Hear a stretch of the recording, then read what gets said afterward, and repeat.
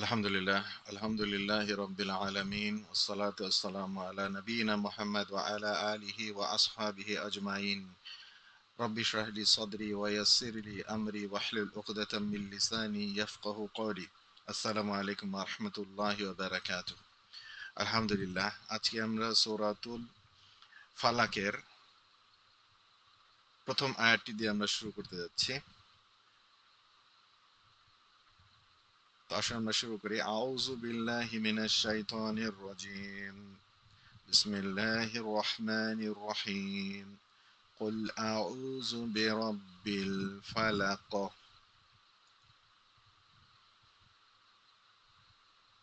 এটার অর্থ বা মানি হচ্ছে কুল হচ্ছে বলো, আউযু আমি আশ্রয় চাই, বিরব্বি স্রষ্টার নিকট বা রবের নিকট, আল ফালাকি মানে হচ্ছে প্রভাতের। তার মানে পুরো আয়াতটির অর্থ করলে দাঁড়ায় বলো আমি আশ্রয় প্রার্থনা করছি বা আমি আশ্রয় চাই প্রভাতের রবের কাছে বা উষার রবের কাছে। এরাবগত দিক থেকে কুল হচ্ছে ফেল আমর, নির্দেশ সূচক ফেল। এটার হুকুম হচ্ছে মাজুম আলা সুকুন আর জহেরা। এখানে সুকুন কুল লামের উপর যে সুকুনটি এটা দেখা যাচ্ছে, এই জন্য এটা সুকুন আর জহেরা। আর এটা হচ্ছে লাম ইয়াত্তাসিল বি আখিরি শাইইন ওয়া হুয়া সহিউল আখির। এটা ফেল, এটা শব্দটির শেষে সহিউল আখির মানে শেষের শব্দটি সহি। এখানে আলিফ ওয়াও ইয়া এই তিনটি হরফ নেই, তাই এটাকে বলা হয় সহি হরফ। তাই আমরা এটাকে বলছি ওহুয়া সহিউল আখির, মানে শেষে সহি, অক্ষরটি সহি। ফাইলু মুস্তাতির তাকদিরিহি আনতা, এখানে দমির মুস্তাতির আনতা ফাইল উজ্জ আছে। আউযু আমি আশ্রয় চাই, ফেল মুদারে মারফু বিদ দম্মাতি আজ জাহিরা। এটা ফেল মুদারে এবং মারফু বিদ দম্মা। এখানে দম্মা হচ্ছে আউযু, জালের উপর আপনার একটা দম্মা দেখতে পাচ্ছেন, দম্মাটি হচ্ছে জাহির, এটা দেখা যাচ্ছে। এখানেও ঠিক একইভাবে ফাইল হচ্ছে দমির মুস্তাতির আনা ফাইল, আমি আশ্রয় চাই, যেহেতু সেখানে আমি এই শব্দটি উজ্জ আছে, তাই এখানে আনা দমির মুস্তাতির ফাইল। এটাও লাম ইয়াত্তাসিল বি আখিরিহি শাই ওয়া হুয়া সহিউল আখিরি ওয়া মা দাখালা আলাইহা আমেলুন। এখানে কোনো আমেল আসেনি, তাই আমরা এটাকে বলছি ওয়া মা দাখালা আলাইহা আমেলুন। বিরব্বি শস্যের নিকট, মুতাল্লিকানে বিল ফেল, বি বি তো আপনারা জানেন জার, হরফে জার, রব্বি হচ্ছে মাজরুর, জার মাজরুর মিলে মুতাআল্লিক হয়েছে ফেলের সাথে। ফেলটা হচ্ছে আউযু, এই ফেলের সাথে মুতাআল্লিক। এবং এখানে রব্বি, আবার আমরা এই রব্বিটাকে ধরবো মুদাফ হিসাবে। তাই রব্বি যদি মুদাফ হয় তাহলে আল ফালাকি প্রভাতের, এটা হচ্ছে মুদাফ ইলাইহি মাজরুর বিল কাসরাতি আজ জাহিরা। এখানেও কাসরাটি দেখা যাচ্ছে এবং এটা হচ্ছে মুফরাদ মানে হচ্ছে এক বচন। এটা জুমলা ফেলিয়া, পুরো বাক্যটা আউযু বিরব্বিল ফালাক, আউযু বিরব্বিল ফালাক আমি আশ্রয় চাই প্রভাতের স্রষ্টার নিকট। এটা হচ্ছে আপনার জুমলা ফেলিয়া। জুমলা ফেলিয়া হয়ে এটা মাফউলু বিহি, কুলের মাফউলু বিহি, কুলের মাফউলু বিহি ফি মাহাল্লি নাসবিন। যেহেতু মাফউলু বিহি এটা নসব হবে, আপনারা জানেন যে মাফউলু বিহি সব নসব হয়, এখানে সে নসব হয়েছে, এখানে একটা স্থান ধারণ করে আছে। এখানে সরাসরি আমরা এরাব দিতে পারছি না এখানে, তাই আমরা এখানে আমরা বলছি ফি মাহাল্লি নাসবিন মানে নসবের জায়গায় এসেছে। তো এখানে আউযু বিরব্বিল ফালাক এটা জুমলা ফেলিয়া হয়ে মাফুলু বিহি, কার মাফুলু বিহি? কুল। কুলে আপনি জানেন যে এখানে কুল, এখানে হচ্ছে ফেল আমর এবং এখানে আনতা ফাইল, এবং এই পুরো বাক্যটি জুমলা ফেলিয়া হয়ে মাফুলু বিহি হয়ে পুরো বাক্যটি একটা জুমলা ফেলিয়া হয়েছে। সো আসুন আমরা পরবর্তী বিশ্লেষণে যাই।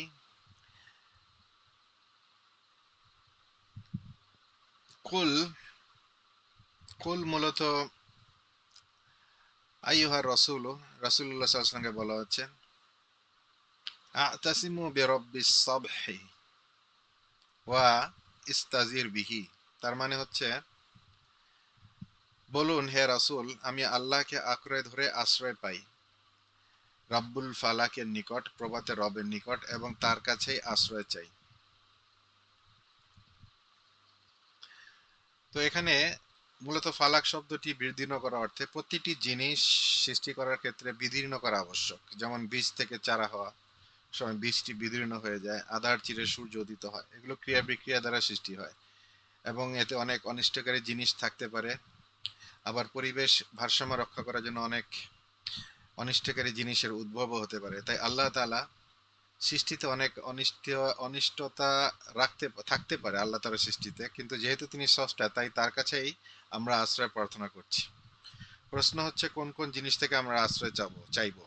আশ্রয় চাওয়া হচ্ছে সকল জিনিস থেকে নয়, বরং ক্ষতিকর জিনিস থেকে, অর্থাৎ তার সৃষ্টিতে অনেক কল্যাণকর জিনিসও থাকে, সেগুলো থেকে আমরা নিশ্চয়ই আশ্রয় চাইবো না। আমরা আশ্রয় চাইবো শুধুমাত্র ক্ষতিকর জিনিসগুলো থেকে। কুল এখানে আদেশসূচক শব্দ, আদেশসূচক। আর যে কোনো আদেশ পালন করা হচ্ছে ওয়াজিব। তো রাসূলুল্লাহ সাল্লাল্লাহু আলাইহি ওয়াসাল্লামকে এই আয়াতের মাধ্যমে বলা হচ্ছে আল্লাহর কাছে আশ্রয় চাওয়ার জন্য। এটা তার জন্য যেমন ওয়াজিব, তেমনি আমাদের জন্য ওয়াজিব।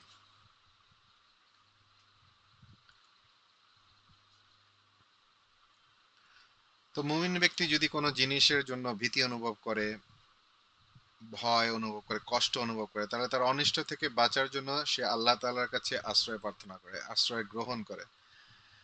এ প্রসঙ্গে কোরআনের বিভিন্ন আয়াত এসেছে।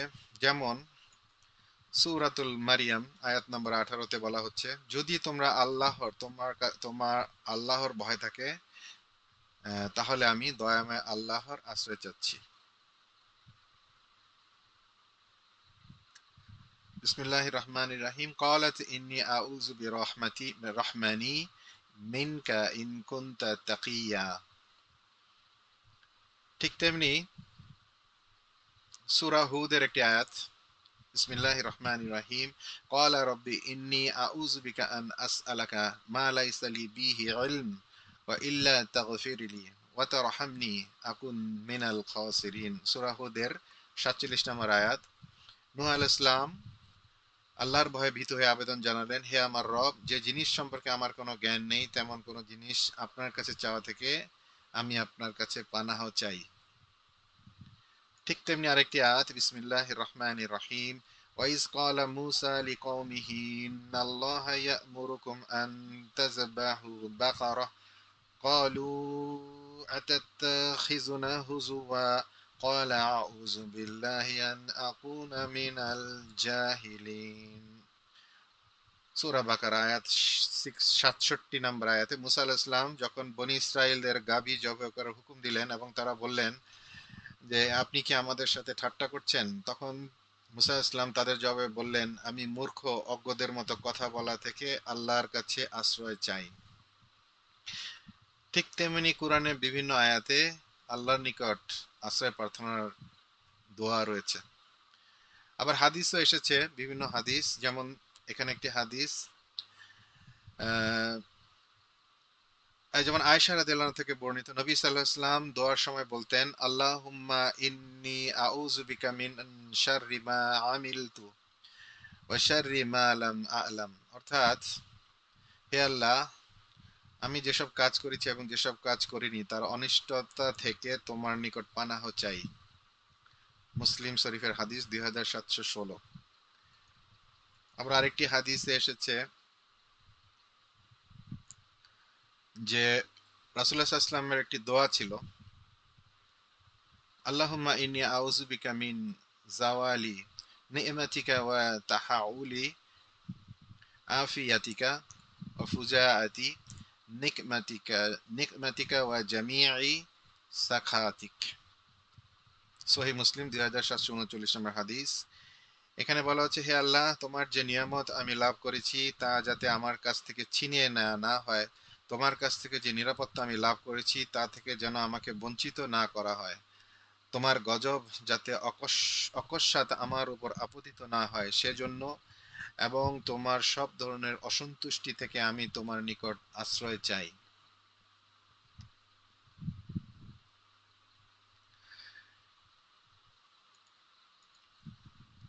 অনুরূপভাবে নবী সাল্লাল্লাহু আলাইহি ওয়াসাল্লাম আরো বলতেন, আল্লাহুম্মা ইন্নী আউযু বিকা মিন ইলমিন লা ইয়ানফাউ ওয়া মিন কলবিন লা ইয়াখশাউ ওয়া মিন নাফসিন লা তাশবাউ ওয়া মিন দাওয়াতিন লা ইউস্তাজাবু লাহ।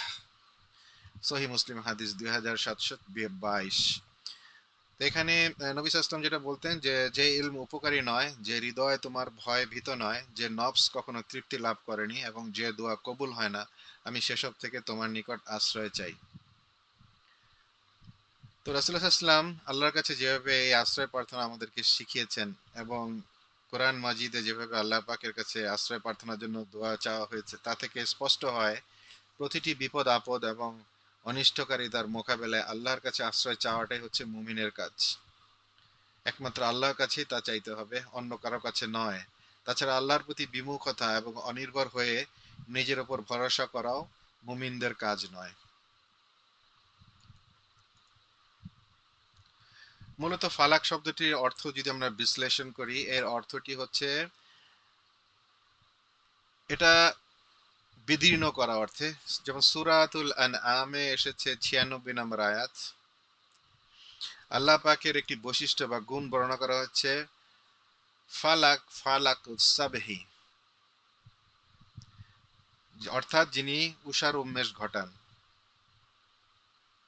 ফালাকুস সাবহি, উষার উন্মেষ ঘটান, এইভাবে তাকে বর্ণনা করা হয়েছে। এর অর্থ হতে পারে দুইটি অর্থ হতে পারে এর। একটা অর্থ হতে পারে হচ্ছে ফালাক প্রভাত, ফালাক অর্থ প্রভাত, এটা অর্থ হতে পারে। রাতের অন্ধকার চিরে যখন প্রভাতের শুভ্রতা বেরিয়ে আসে, এজন্য এর নাম হয় ফালাক, নাম হচ্ছে ফালাক। কুরআন ব্যাখ্যাদাতাদের বিপুল সংখ্যক অংশ এই শব্দটি গ্রহণ করেছেন। যেমন ইবনে কাসির এর বিশুদ্ধ মত, ইমাম বুখারীও এই মতটি অবলম্বন করেছেন। এখানে বিশেষ করে উষার প্রতিপালক এই জন্য বলা হয়েছে যে আল্লাহ তাআলা রাতের অন্ধকারকে দূরীভূত করে দিনের উজ্জ্বলতা যেমন নিয়ে আসতে পারেন, তেমনি তিনি ভয় আতঙ্ক দূর করে আশ্রয় প্রার্থীকে নিরাপত্তাও দান করতে পারেন। অথবা মানুষ যেমন রাতে অপেক্ষা করে যে সকালের উজ্জ্বলতা এসে উপস্থিত হবে কখন, ঠিক তেমনি ভাবে ভীত মানুষ আশ্রয় প্রার্থনার মাধ্যমে নিরাপত্তা লাভের জন্য সফলতার প্রভাত উদয়ের আশায় থাকে। তাই এই শব্দের অর্থ প্রভাত হিসাবে বিপুল সংখ্যক ব্যাখ্যাদাতা তাফসীর বিশারদগণ উল্লেখ করেছেন।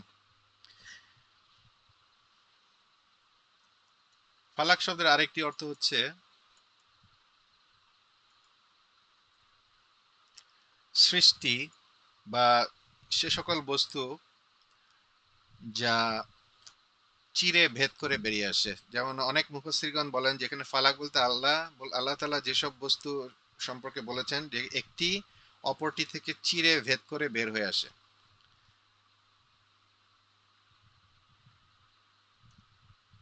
যেমন কোরআনে মাজিদ আল্লাহ পাক বলেছেন যে ইন্নাল্লাহা ফালিকুল হাব্বি ওয়ান নাওয়া, অর্থাৎ নিশ্চয়ই আল্লাহ শস্য বীজ এবং আটি অঙ্কুরিত করেন। সূরা আনআমের ৯৫ নম্বর আয়াত।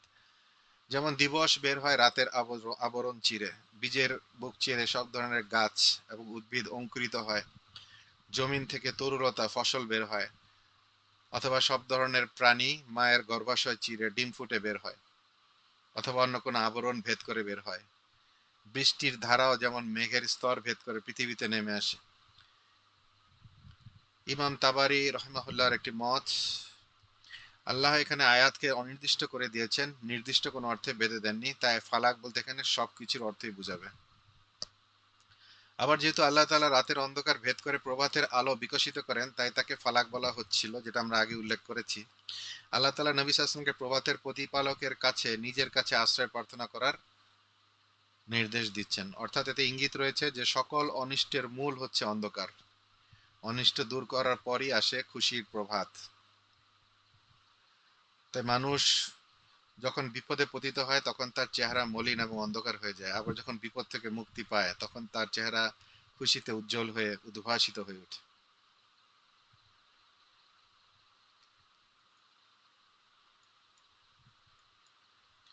তো এই ছিল আমাদের প্রথম আয়াতের বিশ্লেষণ। তো আমাদের পরবর্তী আয়াতের বিশ্লেষণ দেখার জন্য আমন্ত্রণ রইল। আপনারা আমাদের চ্যানেলকে সাবস্ক্রাইব করে আমাদের সাথেই থাকবেন ইনশাআল্লাহ। তো আজকে আমরা শেষ করছি। সুবহানাক আল্লাহুম্মা ওয়া বিহামদিকা আশহাদু আল্লা ইলাহা ইল্লা আনতা আস্তাগফিরুকা ওয়া আতুবু ইলাইক। আসসালামু আলাইকুম ওয়া রাহমাতুল্লাহি ওয়া বারাকাতুহু।